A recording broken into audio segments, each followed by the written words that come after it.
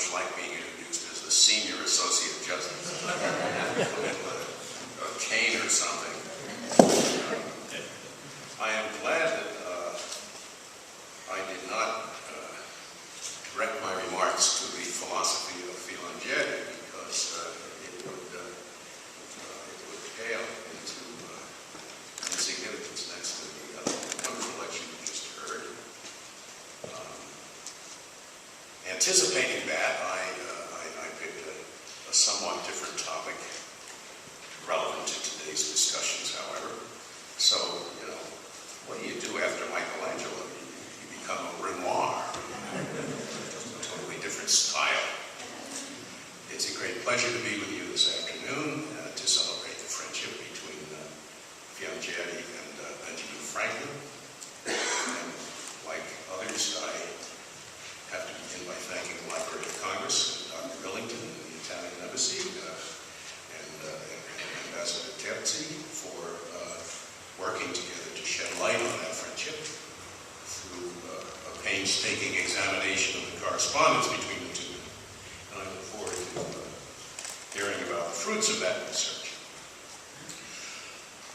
I would, of course, celebrate any new insight into the influences on the founders of our country and on the ideas that shaped our Constitution and laws, but it is a particular pleasure to celebrate the influence of an Italian, although I suppose Filangieri would have called himself a Neapolitan. It is a shame that most Americans, even most Americans of Italian origin,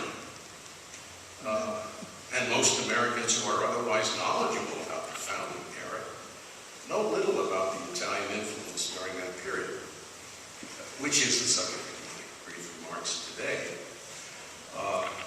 Of course, many Americans, or at least those who visit Washington, are familiar with the artistic contribution of Italians to the early years of this republic,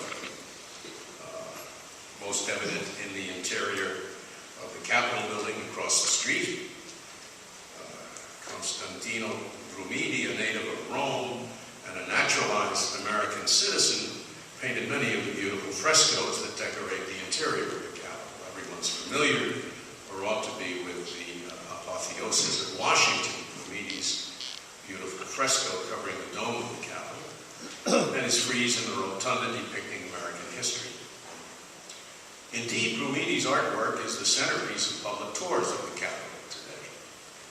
But Brumidi also adorned the corridors on the Senate side of the Capitol and several committee rooms throughout the building with his frescoes. The beauty of the Capitol was enhanced by other Italians as well. Enrico Calcici. Incidentally, my father was a scholar of Romance languages, and one of the things, he didn't teach me French. He wanted me to learn Italian, which I never did. It was just never taught at the schools that I attended. And he wouldn't speak it at all. But one of the things he told me is that there's no such thing as a spelling bee in Italy, because if you say the word, you can spell it. I mean, it's a stupid exercise. Italians think it's really quite weird, to have a contest about who can spell a word. It's ridiculous. But that's not true about names. So if I mispronounce some of these names, just raise your hand and tell me how to say it right. There is no rule for the pronunciation of Italian names, as I learned when I first went to Italy, sailing on the SS Vulcania, an old Swedish ship that was owned by the Italian line. And I'm walking up to the officers who were sitting at the table in their white uniforms, and I hand the first Italian officer my passport, and he looks at me and he says, Signor Scalia. I was so mad. I thought, for once, people would mispronounce Schwartz and Jones and all the Italian, and here he's mispronouncing Scalia. But of course, he wasn't Sicilian, so he has to be forgiven. If he were Sicilian, he would have known it's a common enough Sicilian. Anyway, there are no rules, so forgive me if I get these names wrong. I think it's Calcici. Calcici's 1820s bas-reliefs depicting the landing of the Pilgrims and a conflict between Daniel Boone and a group of Indians sit on top of the east and south entrances to the rotunda. Antonio Capellano contributed a bas-relief of Pocahontas preserving the land of Captain John Smith. I think seen that. That's over the west entrance to the rotunda. And another relief over the bronze doors on the east portico. Luigi Persico, or perhaps it's Persico. It is Persico. Whose work adorns many Italian churches and palaces, also contributed several sculptural elements to the capital, including the figures of justice, hope, and America, occupying the capital's central pediment. A less well-known Italian artist preserved the likeness of over 30 framers in stone during the 1790s. The busts of Giuseppe Carracci, a native of the Papal States, are displayed in the Metropolitan Museum of Art, George Washington, the New York Public Library, Alexander Hamilton, and across the street at the Supreme Court, John Jay. Jefferson enjoyed Carracci's bust so much that he placed one of himself and one of Alexander Hamilton, his chief political enemy, on opposite sides of the main entrance to Monticello. Opposed in death as in life, Jefferson remarked.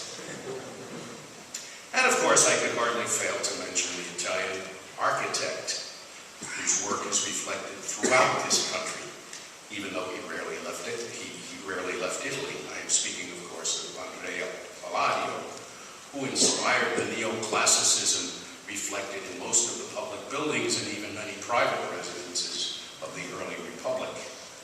Between 1760 and 1820, Palladio was the most celebrated and emulated architect in America. Thomas Jefferson owned Palladio's Quattro Libri dell'Architettura and declared at one point that all of Monticello's neoclassical architectural elements are, quote, in the truest proportions according to Palladio. He chose Palladio's plans for the Maison Carrée as his inspiration of the Virginia Capitol, and his plans for the Pantheon. They're not really plans, they're his estimations of what it ought to have been.